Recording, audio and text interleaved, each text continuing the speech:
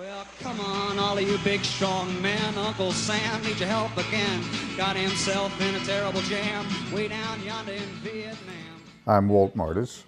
I live in Stamford, Connecticut, and we've lived there for about the past 7 years. Before that, lived in New York for about 40 years. I'm married. My wife, Cindy. We've been married for 50 years.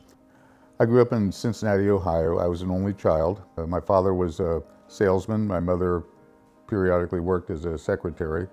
We weren't particularly well off, so we needed her income to kind of keep things going. I had a fairly normal childhood for the 50s. Things were a lot calmer, a lot easier to deal with, I think, in those days than you find right now. Didn't seem like it was as complex and as difficult to figure things out, obviously a lot more so now. From there, I went to the University of Cincinnati. That's where I could go with very low tuition, live at home, and not have to spend a whole lot of money.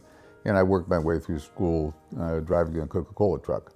Luckily, someone suggested when I went to undergraduate that I enjoyed ROTC, which basically meant that if I went through the whole thing and ended up in the Army, I would be an officer, which by itself was an advantage rather than being an infantryman or just somebody else running through the woods.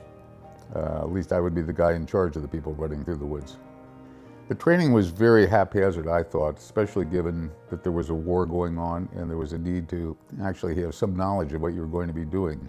So I was disappointed that there wasn't more substance to it, more concern. You saw some of the things that made you realize that the Vietnam experience for America had done a lot of bad things for the people who were in the Army, for the Army itself. I became increasingly convinced when I was there that this was a mistake for us to be there. In retrospect, I would be proud to serve in today's military. I wasn't proud to serve back then.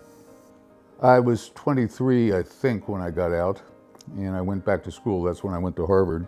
The only thing was just kind of being at school where 90% of the people had not been in the military, had not gone to Vietnam, and them not understanding really what it was that I had gone through. My daughter and my son invited me to go on a trip with the two of them back to Vietnam to see a lot of places that I had seen when I was over there, as well as a lot of places I didn't get to see.